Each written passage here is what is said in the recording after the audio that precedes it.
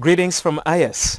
Thank you so much for being here to try to learn about a few new trends in second language acquisition.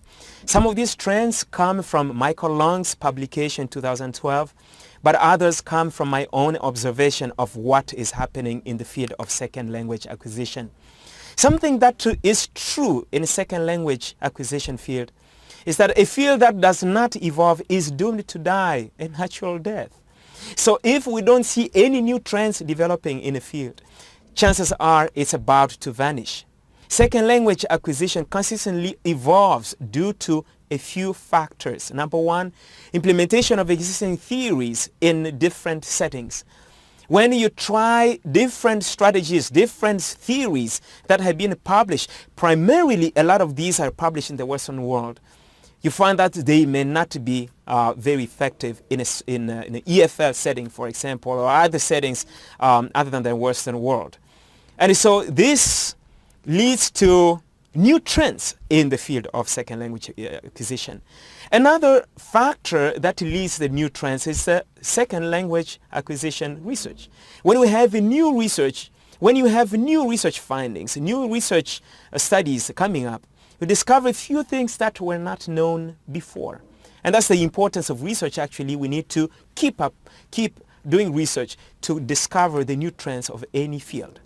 So I want to present 10 new trends. Not that it's the only trends that you'll find, but these are some of the common ones that you find.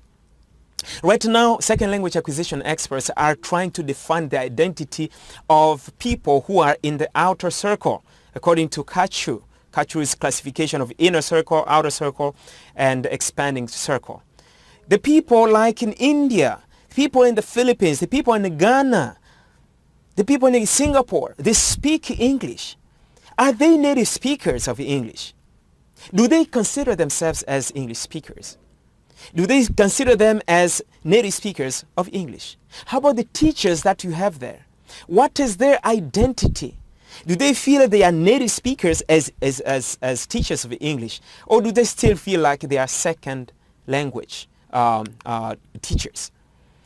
There's an issue of special education that has been forgotten for quite some time. When we deal with second language acquisition, we cannot ignore also students with special needs. How do we deal with them when we are teaching another language? There's an issue, another trend of the use of qualitative research in second language acquisition research. It is something, since qualitative research is new in many fields, it's also new in SLA. How about English ownership? Who owns English? Which English is the best? Is it American English? British English? How about Filipino English? How about Nigerian English? Which one is the best English? This is also a new trend of discussion. The next one is mobile learning. We have a lot of applications today. How can we integrate this in the teaching of second language? What is the most effective way? Should we ask everyone to now start their own application? Or when we use existing applications, how much of that should be required of the students? We have ongoing research on brain-based research, where we want to understand better how the brain processes the second language acquisition process. There's a whole field of psycholinguistics that deals with that. But with the new technology, where we can hook some technology to the head of the learners, the brain research is evolving to new areas that we have not been at before. So how do we go about that as experts in second language acquisition? The role of social media, given that it's part of life today, how do we integrate that successfully in second language acquisition?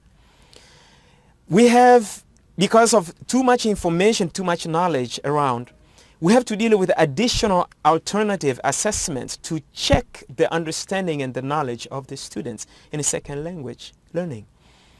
How should we do that with the diversity of learning, informal learning that is happening?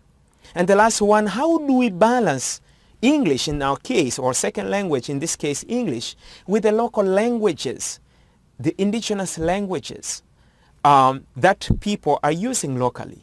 What role should English play?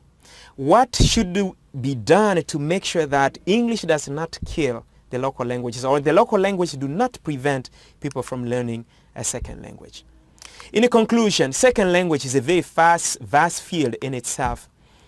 SLA includes teaching, learning, and research, and the focus should be on all when we are talking about second language acquisition. The lack of basic second language acquisition knowledge can certainly be detrimental in second language teaching. So we need to make sure that everyone who is involved in teaching a second language understands SLA. Different second language learners have different needs at different times, in different settings. They need, therefore, different strategies to be able to learn effectively. This course has been so far just an overview of second language acquisition.